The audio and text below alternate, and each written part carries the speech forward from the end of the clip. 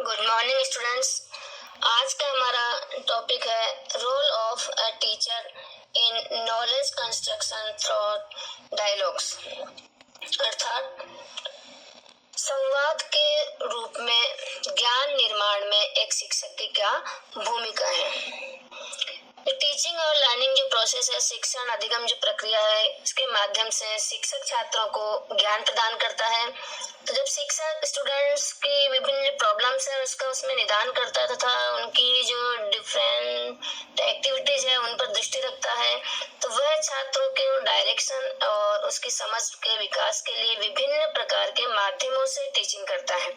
विभिन्न जो तरीके हैं, विभिन्न टूल्स हैं, उनको अपनाता हुआ अपने शिक्षण कार्य को पूर्ण करता है।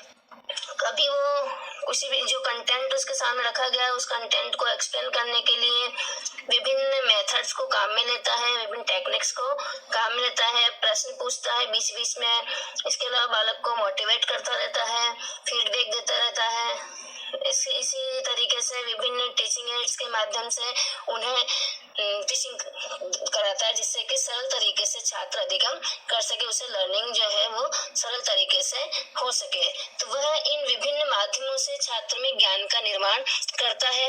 इन्हीं जो माध्यम है इनमें डायलॉग्स भी एक है।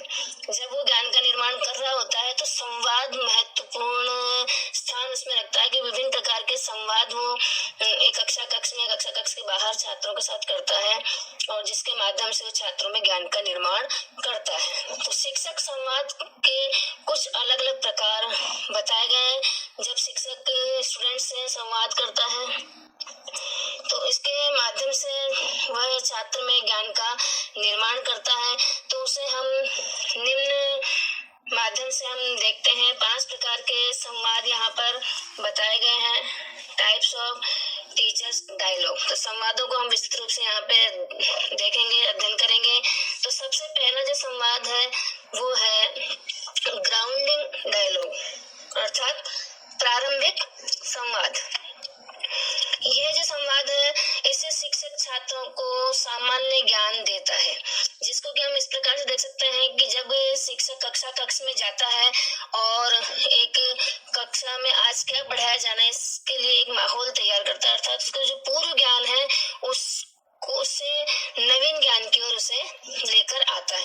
तो प्रीवियस जो नॉलेज, उसका जो सामान्य ज्ञान है उसे वो एक बार बालक से के अंदर उसे स्थान प्रदान करता है, उसके सामने उसे रखता है। तो पूर्व ज्ञान जो है ये उसका जो ग्राउंडिंग डायलॉग्स कराता है, उससे संबंधित जो डायलॉग बोलता है वो विभिन्न प्रकार की जो एक्टिविटीज करता है, तो वो जो भी है उस समय जो संवाद किए जाते हैं वो ग्राउंडिंग डायलॉग्स कहलाते हैं। इसमें शिक्षक नवीन ज्ञान देने से पूर्व भूमिका निर्मित करता है और ये जो भूमिका जो निर्मित होती है ये ओरल रूप में की जाती है, मौखिक रूप से ये भूमिका निर्मित की जाती है। उसके बाद जो दूसरा संवाद का जो दूसरा प्रकार है वो है प्रोस्पेक्टिव डायलॉग्स, अर्थात प्रत्याशित संवाद। अर्थात आज हम इसे इस प्रकार देखेंगे जिस तरह से एक टीचर कक्षा कक्ष में जाता है तो जब पहला तो वो प्रीवियस नॉलेज देता है, प्रीवियस नॉलेज के बाद आज वो क्या कक्षा में पढ़ाएगा इसके लिए उसे तैयार करता है। तो ये जो संवाद होता है इसको प्रोस्पेक्टिव संवाद कहते हैं या भावी संवाद कहते हैं कि अब आगे क्या पढ़ाया जाएगा। तो इससे संबंधित ये संवाद एक शिक्षक कक्षा कक्ष में करता है तो शिक्षक भावी ज्ञान देने को तैयार होता है इसके माध्यम से, संवाद के माध्यम से। और शिक्षक उद्देश्य प्राप्त करने के लिए छात्रों की समस्याओं का समाधान करता है इसके अंदर। और यह जो संवाद है ये भी एक तरह से मुख्य रूप से ओरल रूप में ही किया जाता है। नेक्स्ट जो है थर्ड जो डायलॉग है का टाइप है वो है क्रिटिकल डायलॉग। कक्षा में अध्ययन कार्य कराते समय, एक पाठ को पढ़ाते समय टीचर आलोचनात्मक संवाद भी करता है। तो जब वो आलोचनात्मक संवाद करता है तो उससे छात्रों के कमियों में सुधार के लिए वो संवाद किया जाता है तथा छात्रों को वह संवाद प्रेरित करता है, मोटिवेट करता है। तो छात्रों को मोटिवेट करने के लिए और उनकी कमियों को दूर करने के लिए या उनमें सुधार करने के लिए क्रिटिकल संवाद को काम में लेता है एक शिक्षक। इसके माध्यम से नवीन ज्ञान का उसमें विस्तार होता है, नवीन जो नया जो ज्ञान है वो उसे प्राप्त होता है और इसमें तर्क वितर्क क्षमता में वृद्धि होती है इसके माध्यम से छात्र में। तो ये इस प्रकार के डायलॉग्स शिक्षक कक्षा में प्रयोग में लेता है।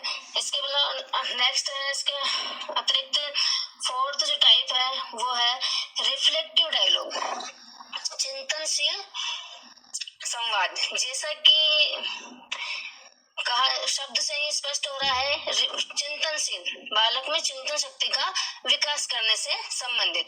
तो छात्रों को एकीकृत एवं सामान्यीकरण के लिए तर्क दिए जाते हैं। इसमें शिक्षक छात्र को किसी भी नॉलेज को इंटीग्रेट करने के लिए और उसका जनरलाइजेशन करने के लिए विभिन्न प्रकार के तर्क उसके सामने प्रस्तुत करता है डायलॉग्स के माध्यम से, और छात्र ज्ञान का उपयोग और उसकी पुनरावृत्ति करते हैं। छात्र उस नॉलेज को, जिसको जैसे कि हम इस प्रकार से देखते हैं, एप्लीकेशन का जो कार्य होता है वो इसके अंतर्गत काम में आता है, ज्ञान का उपयोग। उससे संबंधित डायलॉग्स कक्षा में एक शिक्षक के द्वारा दिए जाते हैं और उसके बाद छात्र को कितना समझ में है इसके लिए उसका रिपीटेशन भी किया जाता है। तो ये इससे संबंधित डायलॉग्स है वो रिफ्लेक्टिव डायलॉग्स कहलाते हैं। नेक्स्ट जो फिफ्थ जो टाइप बताया है वो है लेसन डिलीवरी डायलॉग, पाठ वितरण संवाद, अर्थात जिसको हम एक तरह से छात्र अध्यापक कथन के रूप में भी हम इसको समझ सकते हैं। लेसन को हम क्या कर रहे हैं, डिलीवर कर रहे हैं, छात्र तक पहुंचा रहे हैं। तो ये जो कार्य होता है वो हम कब करते हैं, छात्र अध्यापक कथन के अंतर्गत। तो शिक्षक पाठ के ज्ञान का विवरण और प्रसारण करता है इसके अंतर्गत, कि जो भी पढ़ाया जा रहा है उसको विस्तृत रूप से यहाँ पर समझाने का प्रयास करता है विभिन्न संवादों के माध्यम से, और इसमें विभिन्न जो टेक्निक्स, उसमें व्याख्या जो एक्सप्लेनेशन विधि है उसके द्वारा वो अपने पाठ को प्रस्तुत करता है। तो इस प्रकार से ये 5 टाइप्स बताए गए विभिन्न संवादों के, जो कि एक कक्षा में टीचिंग लर्निंग प्रोसेस के अंतर्गत एक शिक्षक उपयोग में लेता है।